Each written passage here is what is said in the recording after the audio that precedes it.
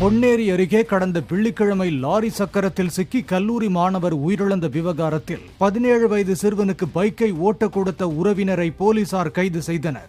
BCom 2ஆம் ஆண்டு மாணவரான முகமது ரியாஸ் தன்னுடன் கல்லூரியில் படித்து வரும் 17 வயது சிறுவனுடன் பைக்கில் பின் இருக்கையில் அமர்ந்தபடி பயணித்துள்ளார்.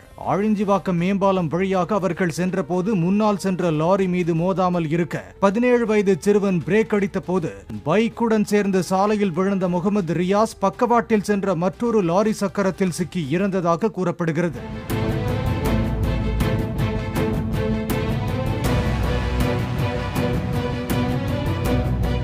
பதினெட்டு வயது நிரம்பாத சிறுவனுக்கு பைக்கை